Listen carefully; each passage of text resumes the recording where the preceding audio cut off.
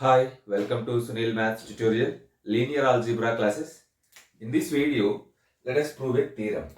Depends upon the linear span. See the statement.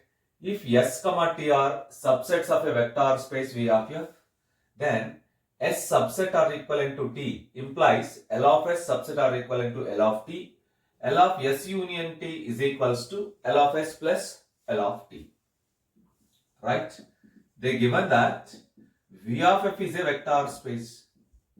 V of F is a vector space and S comma capital T are subsets of V of F.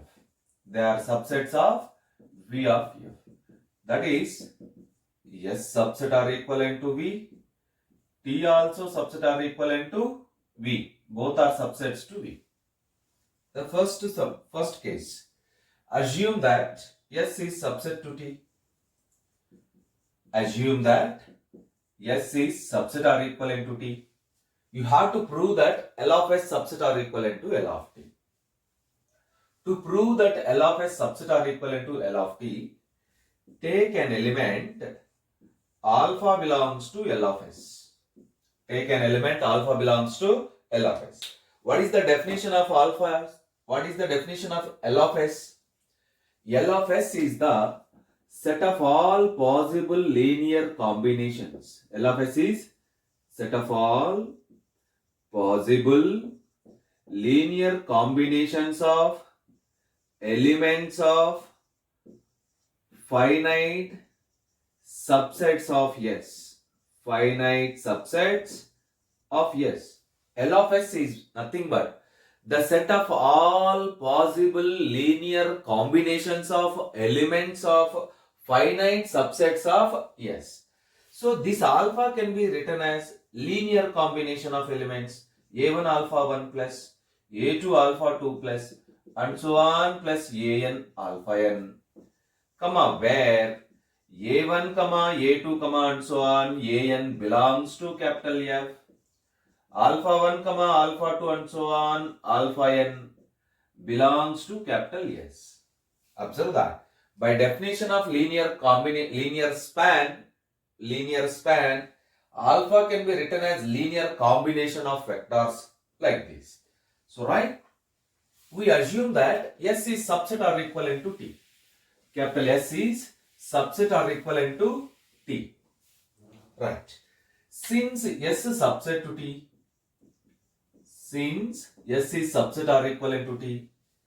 this means every element of S is an element of T. Every element of S is an element of T. You observe that here. Alpha 1, alpha 2, and so on, alpha n belongs to S. And S is subset or equivalent to T. Which implies as alpha 1, alpha 2, and so on, alpha n belongs to T.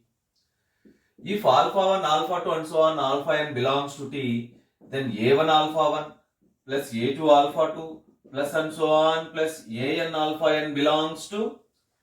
If the elements belongs to T, then their linear combinations belongs to linear span L of T.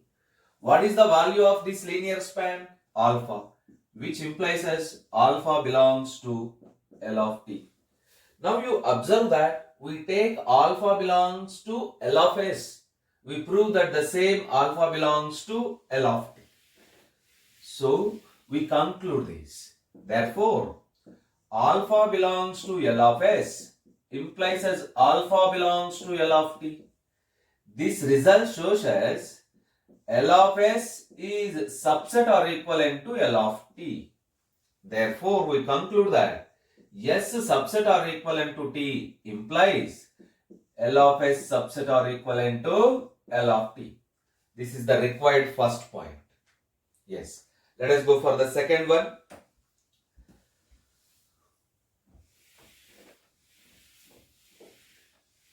The second property is, what is the second one? L of S union T. To prove that, put it as side heading. To prove that L of S union T is equals to L of S plus L of T. Let us prove this statement. To prove this statement, define capital S on T like this. Define capital S is equals to alpha 1 comma alpha 2 comma and so on alpha n, and capital T is equals to beta 1 comma beta 2 comma and so on beta n, which belongs to, which is subset to V. This is also subset to V. V or V of F, both are same, both are correct. Then what is S union T? What is S union T?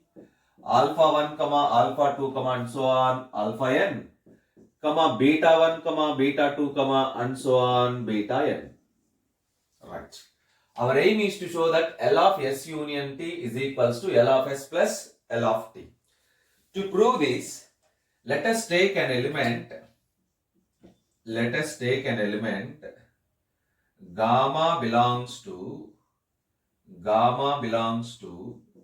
L of S union T. Observe that. Let us take gamma belongs to L of S union T. Apply the linear span definition. Gamma can be written as linear combination of elements of S union T. Gamma belongs to L of S union T means gamma can be written as linear combination of elements of S union T.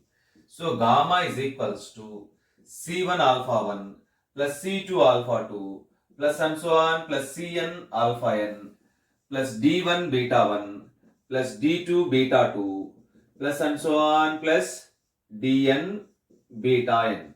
Let it be equation number 1, comma, where alpha is belongs to capital S, beta is belongs to capital T, and Ci is constant. Ci is comma Di is belongs to the field F. Ci is comma Di is belongs to the field capital F. Observe equation 1. So write from this equation 1, you can write like this.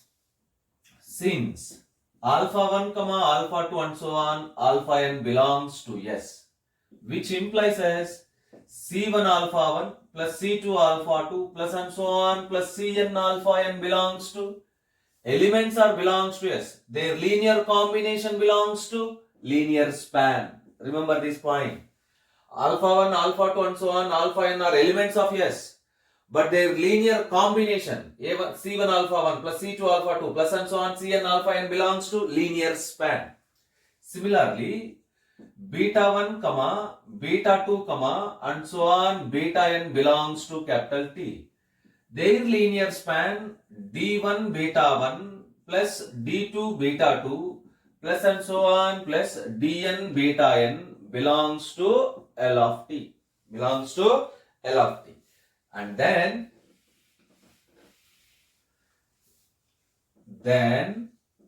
C1 alpha 1 plus C2 alpha 2 plus and so on plus Cn alpha n plus, this is the first element, plus the second element D1 beta 1 plus D2 beta 2 plus and so on plus Dn beta n. Observe that this is the first element taken from L of S. This is the second element taken from L of T. So which belongs to L of S plus L of T. Which belongs to L of S plus L of T. Now you observe equation 1. Gamma is sum of two elements. Gamma is sum of two elements. So the first element belongs to L of S, second element belongs to L of T. It means gamma completely belongs to L of S plus L of T. Therefore, we prove this. Gamma belongs to L of S union T implies the same gamma belongs to L of S plus L of T.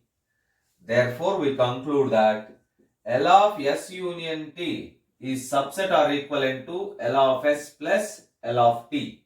Let it be equation number 2. Now we prove the converse of equation 2. L of S plus L of T is subset or equivalent to L of S union T. Then automatically L of S union T is equals to L of S plus L of T. It is trivial case again.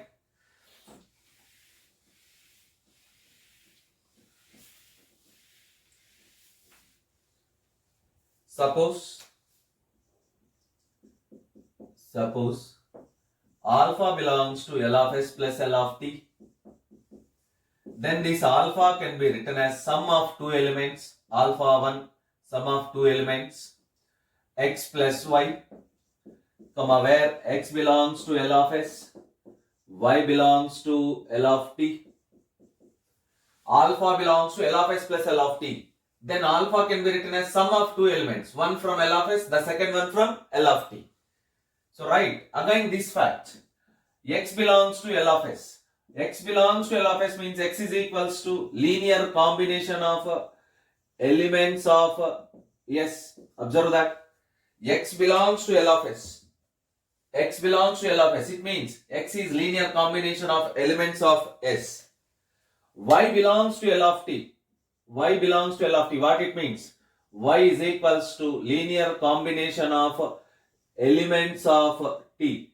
Linear combination of elements of t. So this condition implies as alpha is equals to linear combination of elements of S union t. Clearly observe these points. Alpha belongs to L of s plus L of t. Alpha belongs to L of s plus L of t. So alpha can be written as sum of two elements. One from L of s, the second one from L of t. Where x belongs to L of s. X belongs to L of s means x can be written as linear combination of elements of s. Y belongs to L of t. Y can be written as linear combination of elements of t. What it means? This alpha is linear combination of elements of S union t. So which belongs to L of S union t. So which implies as alpha belongs to L of S union t. Therefore we conclude that alpha belongs to L of s plus L of t implies alpha belongs to L of S union t.